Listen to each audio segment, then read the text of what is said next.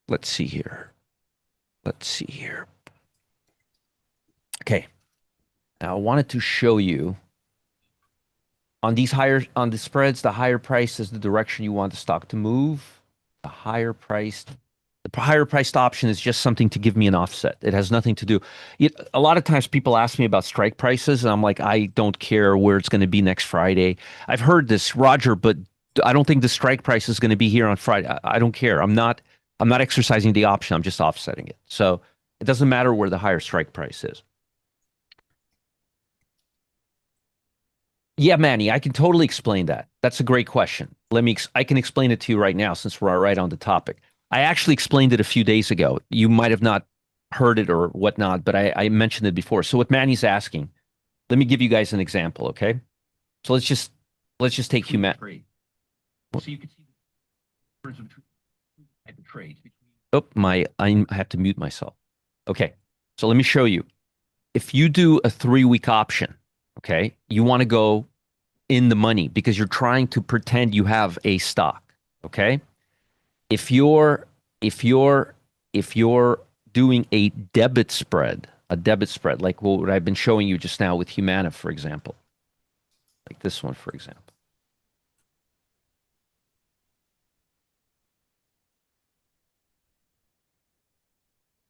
Let's say you're buying the 310. Let's say this. Let's say you're buying the 307.50 and selling the 310, but usually you'd go about 0.50. It's just this one seems to be a little expensive. Let's see, 240. Yeah, for some reason this is a little too expensive. Let's see, actually no, 250 right here. You could do this one right here. You could do this one right here for exactly 250. Okay, 250, right around a little even lower than 250. You could do it now. You could do this now for 240 right here, 240. So you have no problem. You can buy the 310, sell the 315. So why do I do delta 0.50? Why do I start delta 0.50 here? Because when you have options that are going to expire within, and I usually want to go 4 to 8 days. Here, I just don't have that choice. So usually options that are out of the money, basically they're thin air, and there's a lot of speculation on them. So the option that you're going to sell to offset your 0.50 option, which is right at the money, is going to have a much higher implied volatility, and it's going to be much more expensive. So it gives you a much better offset for your debit. That's the reason why. So I either want to do something where I'm going to get a huge offset off my debit, or I want to go in the money where I'm not going to be charged for a lot for implied. So here's what I'm trying to do. I'm trying to offset my implied volatility. Offset my implied volatility. I don't want to pay the implied volatility. So there's 2 ways of doing it. I can take an option with even higher implied volatility, sell it against the option that I own, which is what we're doing, or I can just buy an option. I could hide from implied volatility. I can just roll up my turtleneck and just go whoop. I'm not here by going 0.70, because as I go deeper in the money, right here, right here, right here, see how much intrinsic value I have? I'm not being taxed for the time portion of or anything of the inside of implied inside intrinsic value. Boy, we sure picked a topic today for me coming from a trip from LA. That's why. So I want to offset implied volatility the best that I can. And there's 2 ways of doing it. One way, I could sell an option against the option that I buy. And the other way is to offset the option or hide from it. Do you guys understand what I just said? Does everybody understand what I just said before I continue?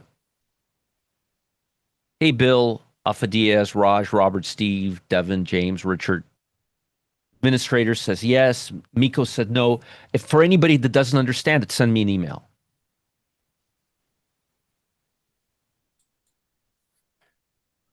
Send me an email if you don't understand it. Send me an email. Do you guys, okay, let me ask you this. Does everybody who's let me ask you a question. Does everybody who's saying no, do you guys understand what implied volatility is? If you don't understand what implied volatility is, don't go sending me an email. Learn what implied volatility. I have several videos of this in the members area, okay? All right. Something like that, Naples fan. Whatever works at the time of doing it. My point here is to just show you this. It's to just show you the we're not. This is not actionable. We're just playing around right now. All right. All right. Okay. Sandra says very clear. I mean, Raleigh, you've been around the block a few times. I was pretty clear in explaining that, right? I'm trying to offset implied volatility. I'm either going to hide from it so I'm not taxed with it, or I'm going to use I'm going to sell a higher implied volatility option to offset my cost. Yeah, and I think this, Roger, I think for people that have, rudimentary understanding of options and how they work, it was very clear. If you're not at that level, as Roger said, guys, you need to do a little bit of self-education for yourself. But for anybody that has a modicum of experience with option trading, Roger, I thought it was very clear. Yeah, because I mean, I explained it like really clear, like as clear could be. So if now I can understand if you don't understand what implied volatility is, and also you don't need to go to Google. We have how many modules do we have in the VIP room? And I think I give everyone for free like a boot camp that has all of this stuff that explains it in great detail. Several, yeah. Bob says several. So Ken says so. Again, anyway, I'm not going to defend my explanation. So now, I think I explained it really, really well. So now, let's now move on to the next section, and this is something I want you guys to. This is something that's going to be a little foreign to most of you. Let me see if I can get a screenshot of a blank. I'm going to get a blank canvas. Let's see. Yeah, I could just do this. Okay.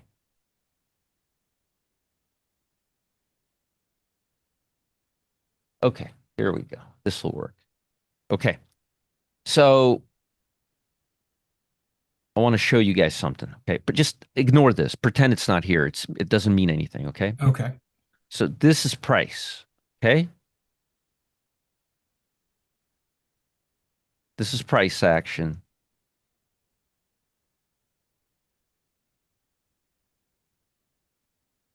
That's price action, okay?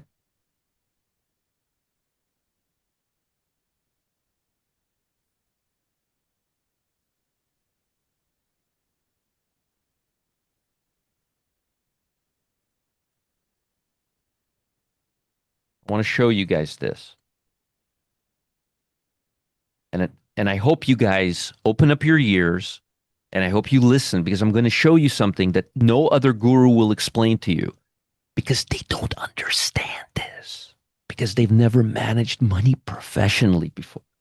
So I'm going to explain this to you and I'm going to explain this to you in simple math. This is now, if you want to argue with me about this, please don't. This is just math. Okay. Argue with math professors. Don't go arguing with me. Okay. It's not politics. It's not a matter of opinion. These are facts. Okay. Fact. So this is 100 positive. This is 100 negative. Okay. Let me just, okay. This 100 is below this line. So let's just say here you're up 5% positive. Here you're up 10%.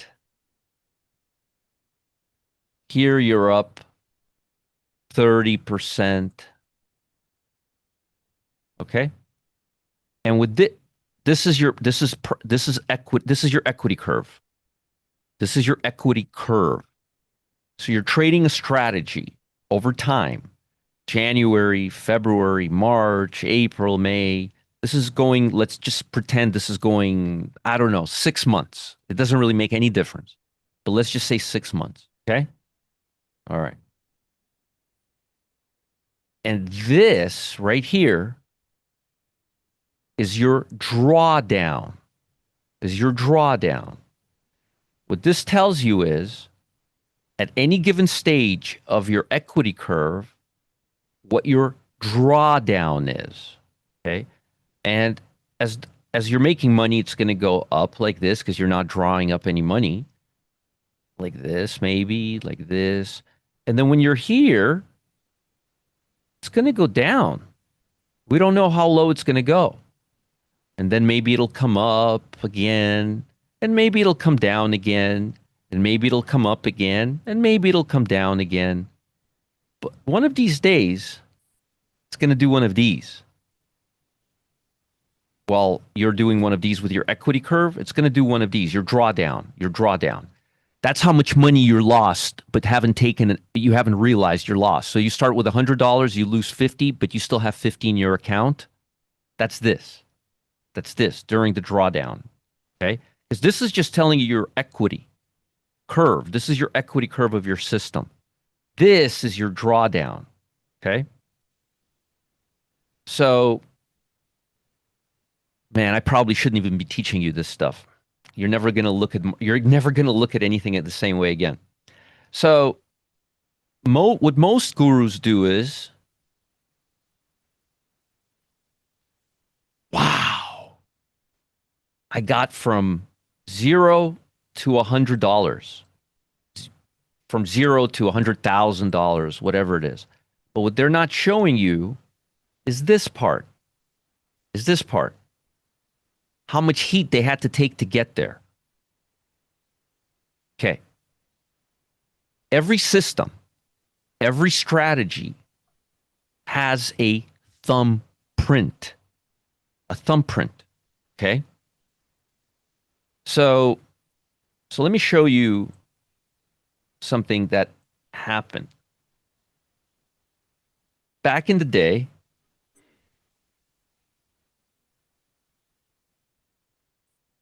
here, let me do this again. This is your equity curve, and this is your heat map.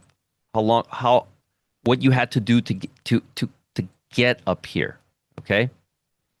So after you've been trading for a while, you're going to look at your trading view. You know that calendar, the journal that I told you that you guys need because you won't know what the hell is going on till you get it, and you're going to see something. You're going to see that you made X amount of money. And you're going to see what your drawdown was to make that amount of money. So say that you made 20% on your account. Okay? And you look at your journal and you find that it took you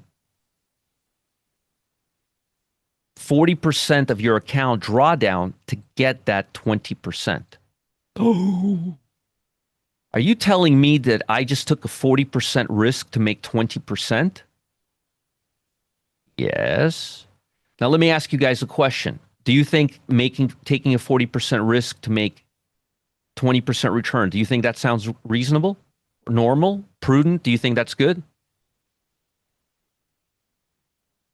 Do you think that's good? Or do you think that's bad? Just say good, bad.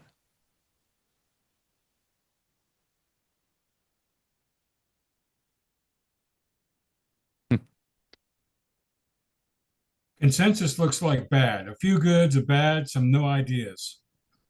They should see what the stock market looks like. So the stock market is like this. 7%, 55%. Okay? That's what the stock market gives you. That's what your profile in the stock market is. Okay?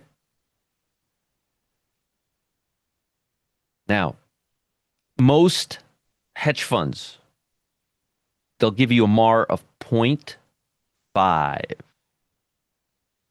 Do you guys understand what a MAR of 0.5 is? Because I just showed it to you. This is a MAR of 0.5. You made half of your drawdown. Half of your drawdown. Maximum adverse risk. Now, you guys don't know what this is. You know why? Because nobody ever shows it to you. Because nobody ever wants you to see it. Okay? Once you develop, now listen to me carefully. Why am I showing you all this? Why does it make a difference? You just want to make money on your next trade. That's all you care about. You really don't care about any of this. Well, I'm going to show you something interesting. I'm going to show you a little secret. Something that most of you don't realize.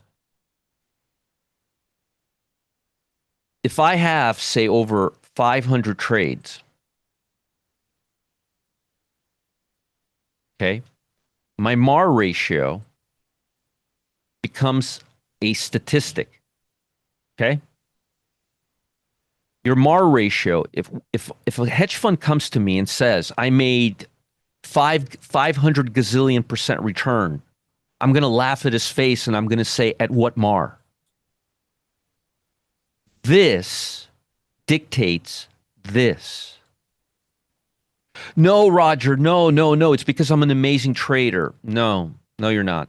This dictates this after you have your system down. You see, let me show you something. Let's say I have a system. Now watch. Open your ears, open your eyes, and watch. So let's say I have a system that makes me 10% at 20% maximum drawdown, right? Right? I hope you watch this video 50 times. Okay? Well, he's making 10% for 20 MAR. You know what this guy could do with like this? He could make 20% at 40% MAR, and he can make 40% at 80% drawdown. Wait a minute, you're telling me that the guy that's making 10% a year could make 40% a year, but he's not showing me this? Yeah, that's what I'm telling you. Now listen again. If you haven't had that oh shit moment yet, I'm going to explain it to you again. This number, after you have a system, this number drives this number. You know that you might have heard me say this a different way. You might have heard me say it using it this way. Once you have the record completed, once the record is made, you can't change how it sounds. You can just turn it up or down. If I have a hedge fund and I have 20% return and I want to get 40% return, all I have to do is double my risk.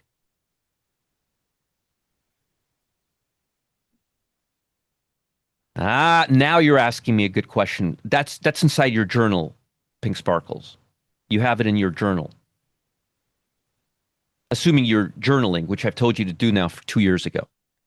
So if you look at a professional trader, someone like Omar, someone like Bugs, someone like Richard, you're only seeing, this is where you guys really listen. This is when Omar, Bugs, and Richard open up their ears and listen, because I've never explained this to them before.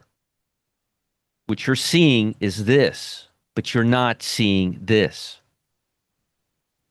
In order to get a valid picture of this, you have to have a valid picture of this, because this dictates this. How much money I make is a function of how much risk I take once I have a system. Now, does anybody not understand what I'm explaining right now? And by the way, I'm not saying their MAR is good or bad. I'm just saying if you don't have the MAR ratio, you don't have anything. You have zero.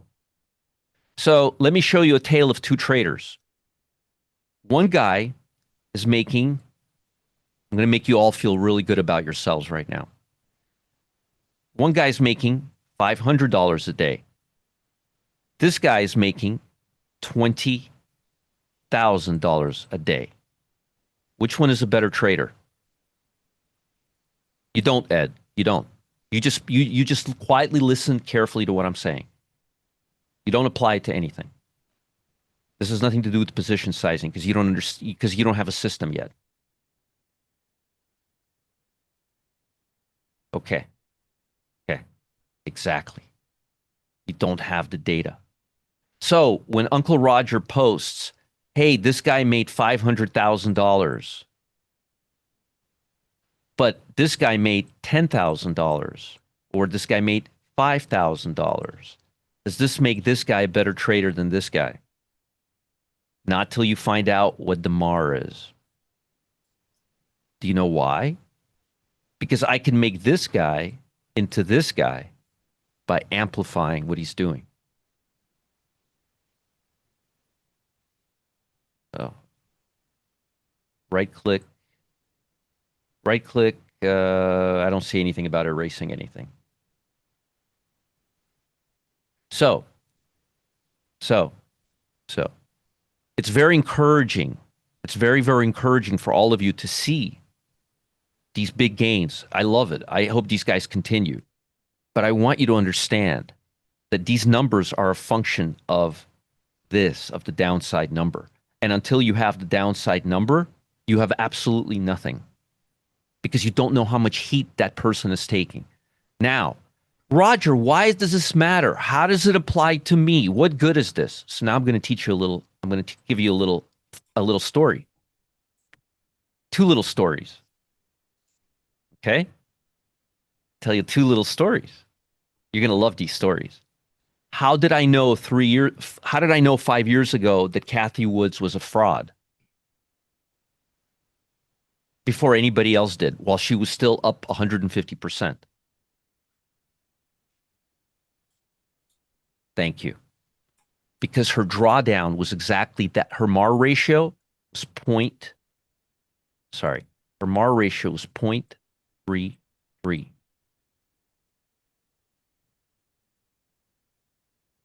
So I knew that she was basically, she just had a triple leveraged Q, Q, Q. How did she become famous? By turning up the volume really, really loud. Oh, wow. She's better than the index. She's making 40% and the index is making 12%. I'm going to go with Kathy Woods. Yeah, you do that. Her drawdown was 75%.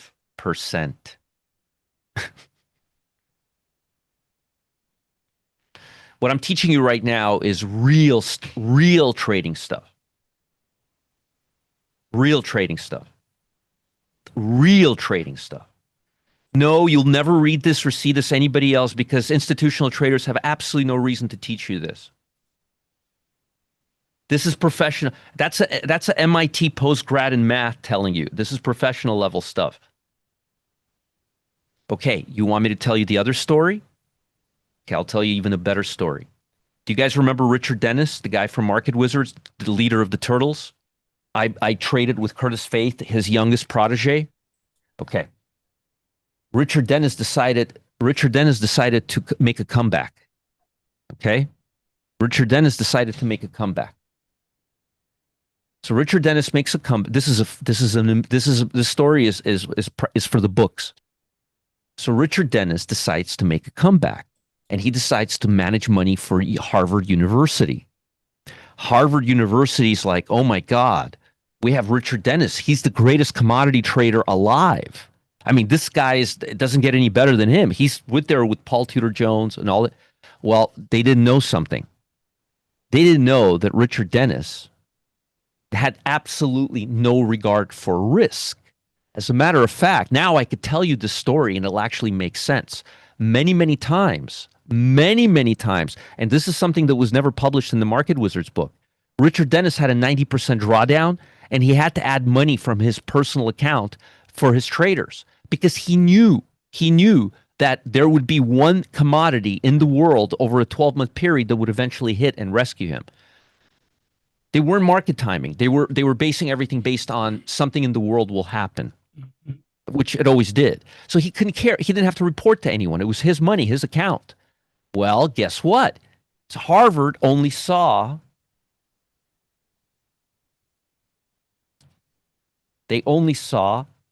this part. They never saw this part because he never showed it to anybody because it was a private account. And you know what they did to his ass when he was at 50% drawdown? They capped his ass. Incidentally, had he would have continued, so he had a drawdown like this and it was 50%, they capped his ass and he retired and he stopped trading for good. If they would have given him 5% more, he would have come up here. They couldn't tolerate it. They wanted low volatility, low risk. Now, what's a good MAR ratio? 2 to 1. 2 to 1, where you have 20% here, 10% here, 10% here, 5% here. If you could do that, you're a rock star.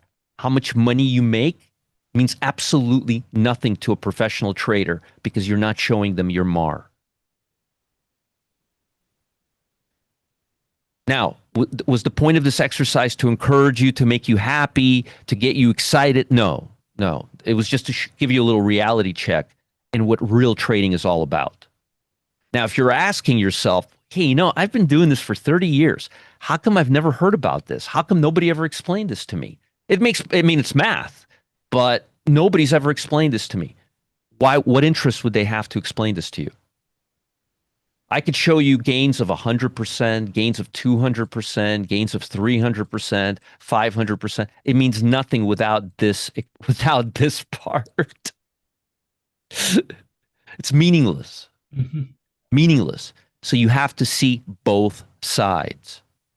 Now, if you ever see how I trade in the pit, you ever see me go beyond 1 or 2 trades, we hardly have any drawdowns in there. We have an astronomical MAR ratio. The way you see if somebody's really good is by measuring their MAR ratio. That's interesting. Okay. Roger, it's interesting because I know that there will be people that will say, look, I see that. That's great. But what's your drawdown, or what's the biggest drawdown that you've had?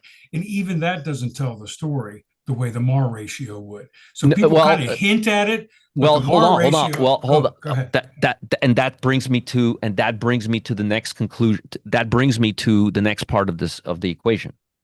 So, well, you guys are good. So back in the day, now I could tell you the fun story. So back in the day, before 2008, the way you would measure MAR would be you would take the average here and you would take the average here and you would divide one by the other. You understand? Okay. But after 2008, something happened. All the hedge funds had a bigger drawdown than they ever had before. They all went that extra distance, and a lot of them went BK. So then they decided to do it differently. Max versus average. Mm-hmm. You cheat when you do your MAR. You do the max drawdown you've ever had versus your average gain. So, for example, if my average gain per month is 10%, but my biggest drawdown over the last 12 months was 15, boom, that's when I'm going to take the worst here and the average here. I know it's not fair, but life is not fair. Do you guys want to be professional traders? It's time for you to learn the MAR ratio. Okay? It's time for you to learn the MAR ratio. So Raleigh asked me a great question. What is acceptable MAR? 1-to-1. 1-to-1 is an acceptable MAR. Anything below 1 to most hedge fund managers, 0.50. So 2-to-1. This is normal. This is normal. 0.50 is normal. 1 is good. 2 is amazing. Exceptional. Yep. Yeah, 2 is amazing. Because then, you know how we calculate profit factor? Well, this is the profit factor of your account. And last time I checked, folks, it's not the individual trades that make you money after a 5-10 year run. It's your account. You understand? Mm-hmm. So don't ever, ever, ever tell me how good your gains are without telling me how much heat you took to get those gains. Mm-hmm. You know all those discussions we had on correlation by having too many positions? Well, you know what they do? They increase your drawdown. Okay? Angie says, the more I learn with you, the more, yes. Now, what you should be focused on right now is how come nobody ever explained this to you? And nobody ever taught this to you? And nobody even mentioned this to you. Things like risk of ruin, which is a formula for telling you how much you should be betting or you'll go BK.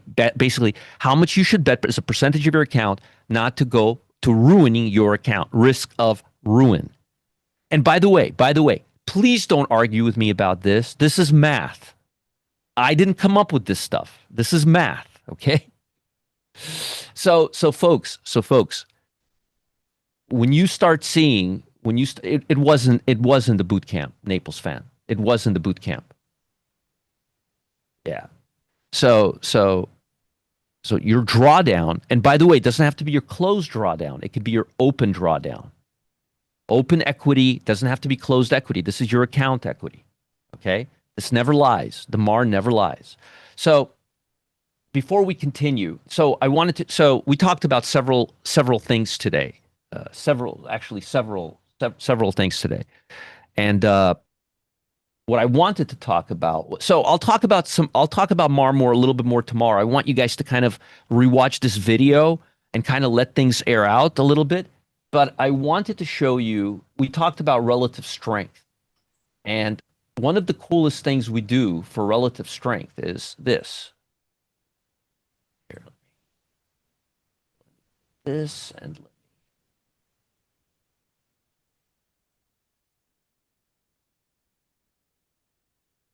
Catherine, that's a separate topic we'll discuss. Anything over 2% puts your account in jeopardy. Just know that for now. So, Kayleen, it was the getting started guide to the pit, which to Pro Trader Dashboard 2 years ago. And then I gave you a coupon for it from Trading Sync. And then I told every one of you that you will never, ever become a profitable trader unless you know your numbers. And don't you guys think knowing your MAR ratio is pretty important? I think it's huge. Because, Roger, the other thing that dawned on me is like, a couple of weeks ago, you were talking about the 10 things that you have to avoid. One of those was sticking to your plan and not changing shining objects. And it seems to me the MAR could be quite helpful in that because drawdowns are going to happen. Okay. But do you run from a strategy at the first sign of a drawdown? No, that would be the worst thing to do. But understanding the MAR ratio will help you understand that this is a natural part of trading as opposed to ditching something and moving to something else. Yeah, and if you can keep your drawdown half the size of your gains, you're a rock star. You're a rock star. Yeah. And it's not that hard to do with how I trade. Like if you trade it, notice in the pit, do we have a lot of trades come up? Do we risk a lot of our equity putting one or two trades on? No. We're hardly in positions. Not a lot of open equity drawdowns. That's the key. This is not per trade. This is your account. And you know how you avoid having a bad MAR? You don't have a lot of correlated positions. That's the biggest one. Oh, yeah. You don't have a lot of the same things. All right. So just wanted to, David says, I've been listening to for 5+ years and things are starting to make sense. That's terrific. So real quick, I'm going to talk about the Pro Trader Dashboard. As I started today's conversation, so folks, I'm going to end it right here because this is a really good place where iPhone just says, I wonder what Richard's MAR was. So next time you look at someone's performance and you say, wow, they made $700,000. No. Wow, they made $700,000. And how much heat did they take during that time is the question.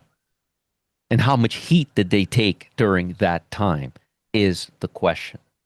And by the way, I don't know the MAR ratio for any of these guys. I haven't calculated it. And it's probably going to be really good because they don't trade hundreds of positions.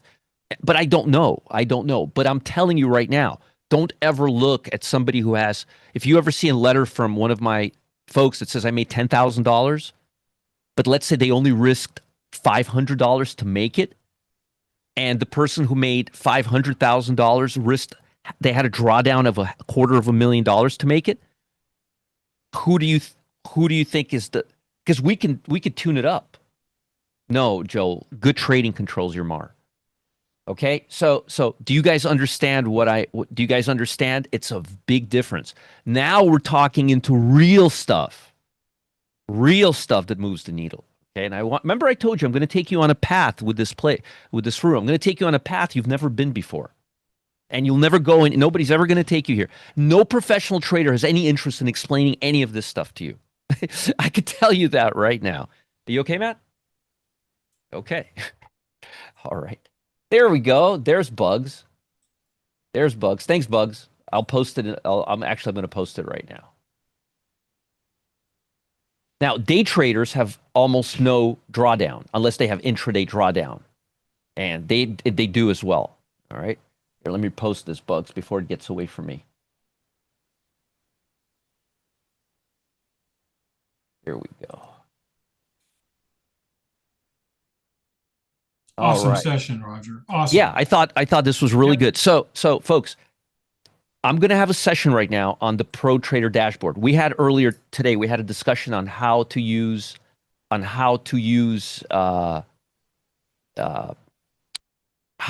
the difference between relative strength and relative strength and relative strength index. This is based on relative strength. Everything I do is based on relative strength. These are scanners that are scanning for stocks using relative strength.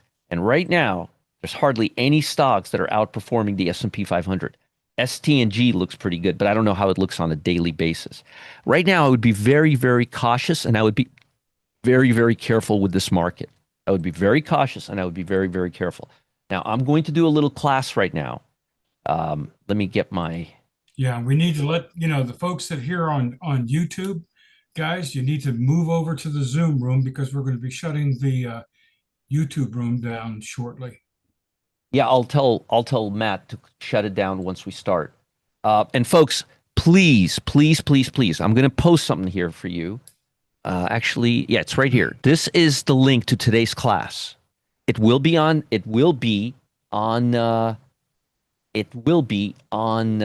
In the YouTube channel. YouTube. Right? Now, Yeah.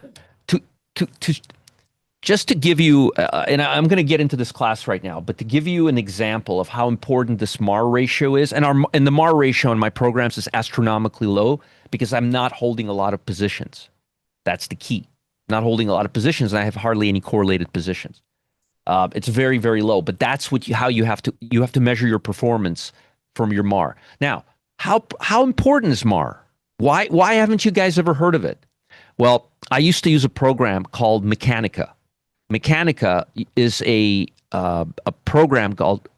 There was a program called Trading Recipes. Trading Recipes. I'm going back 25 to 30 years. The upgraded version of that is called Mechanica. That was a little more expensive. To give you an example of how important this MAR is, when you open the screen, the first thing you see, the result page, is a big visual MAR chart of what I just showed you. 2 screens with your equity curve and your MAR. The first number I would want to know after I ran my result is, what is my MAR? What is my MAR? What is my MAR? Then everything else, then profit factor, then what is my MAR? What is my MAR? What is my MAR? Okay? So I wanted you guys to understand this is the most important. We're now talking about the most important things. Okay, so I'm going to talk about the Roger, Pro Trader. real quick question. Yes. Is there a relationship between profit factor and the MAR? For no, example, profit factor is for each individual trade. It's your risk versus reward on individual trade. Your MAR is for your account, how much heat your account took. Good point. Remember, folks, remember something. Ultimately, I know we're all trading individual trades, but what is the purpose of our exercise? Is to make a bigger account, right? Account. Mm-hmm. Soon, in a galaxy, in a distance not too far away from here, you will stop trading individual positions and you will start trading your account. A lot of you have already done that. Because ultimately, you're going to make a bigger account or a smaller account. Why not just trade your account? So I'm explaining to you what professional traders look at once they become profitable. Once you have positive expectancy, the next thing you look at is MAR.